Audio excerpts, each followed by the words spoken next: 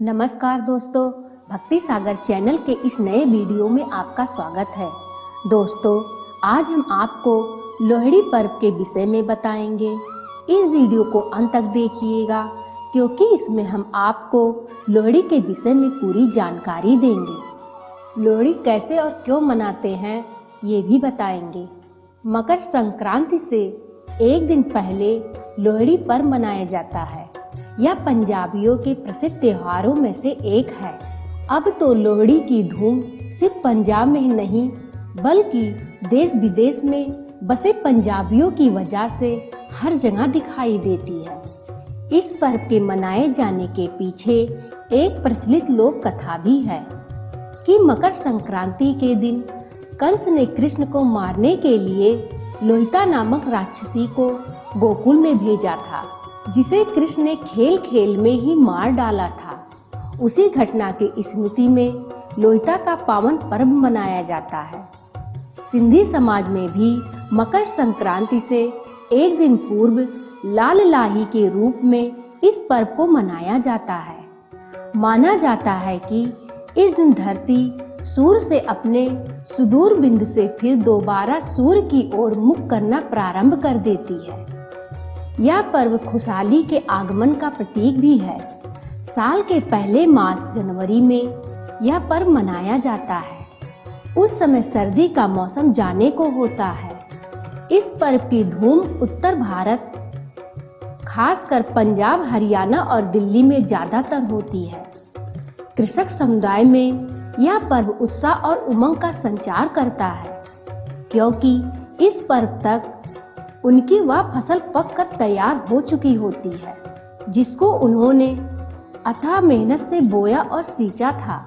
पर्व के दिन रात को जब लोहड़ी जलाई जाती है तो उसकी पूजा गेहूं की नई फसल की बालियों से ही की जाती है।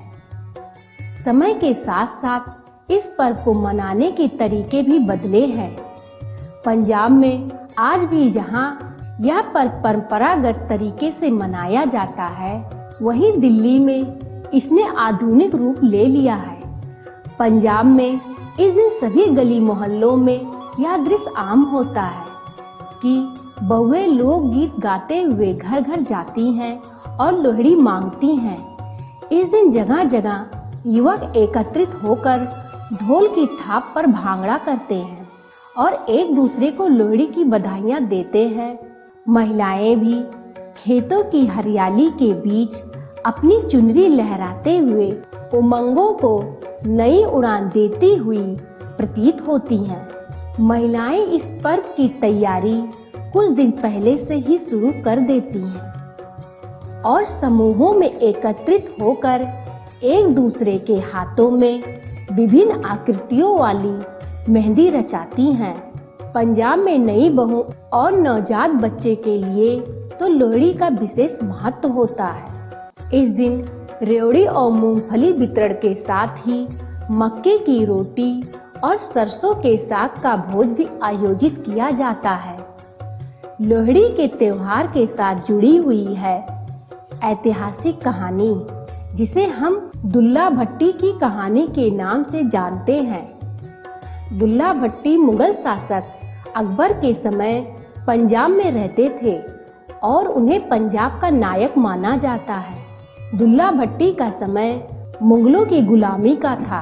कहा जाता है कि उस समय लड़कियों को बेचने का व्यापार होता था, जहां पर वह गुलामी कर अमीरों की सेवा करती थी। मुगलों के कारिंदों की गंदी नजर गांव मोहल्लों की लड़कियों पर रहती थी। सबसे अधिक अत्याचार हिंदुओं के परिवार के साथ ही हो रहा था। कई ऐसी घटनाएं भी होती थी जिसमें शादी के मंडपों से हिंदू लड़कियों को उठाकर बेच दिया जाता था। गांव समाज को मुगलों के इसी अत्याचार से मुक्ति दिलाने के लिए नायक दुल्ला भट्टी आगे आए। दुल्ला भट्टी एक नायक थे जो अमीरों और मुगलों के जमींदारों से सामान लूटकर गरीबों में बांटते थे। बाघा बॉर्डर से लगभग 200 किलोमीटर दूर पंजाब में पिंडी भट्टियां हैं। वह वहीं पर रहते थे। दुल्ला भट्टी को बचपन से ही कष्टों और विपरीत परिस्थितियों का सामना करना पड़ा। उनके जन्म के कुछ दिनों बाद ही उनके दादा संदल भट्टी और उनके पिता को मुगल बादशाह हुमायूं ने मरवा दिया था, क्योंकि उनके दादा और पिताजी ने हुमायूं को लगान देने से मना कर दिया था। इसका जिक्र आज भी मिर्जा साहिबा की कहानियों में आता है, जो पंजाब के लोक गीतों में आज भी प्रसिद्ध हैं। लोक कथा के अनुसार दुल्ला भट्टी ने 2 लड़कियों की शादी कराई थी, जिनकी शादी जबरन किसी अमीर के साथ कराई जा रही थी। लोक कथा के अनुसार हिंदू लड़कियों का नाम सुंदरी और मुंदरी था, जिसको दुल्ला भट्टी ने उनके चाचा के चंगुल से छुड़ाकर दोनों लड़कियों का विवाह जंगल में करा दिया। दुल्ला भट्टी ने जंगल में लकड़ी को आग लगाकर दोनों का विवाह कराया और खुद ही उनका कन्यादान कर दिया, और साथ ही उन्होंने लड़कियों की झोली में शक्कर डालकर उनको विदा किया। माना जाता है कि तभी से दुल्ला भट्टी को पंजाब समेत पूरे उत्तर भारत में नायक का दर्जा मिला। हर लोहड़ी में उन्हें याद किया जाता है। लोहड़ी के दौरान गाए जाने वाले कई गीतों में उनका नाम लेकर उन्हें याद किया जाता है और मुगलों के अत्याचार से हिंदू लड़कियों को बचाने के लिए आभार जताया जाता है। लोहड़ी का त्योहार सिर्फ दुल्ला भट्टी ही नहीं, भारत प्रांत के कई और लोक कथाओं के साथ जोड़ा जाता है। कहा जाता है कि लोहड़ी का त्योहार सती के त्याग के रूप में भी मनाया जाता है।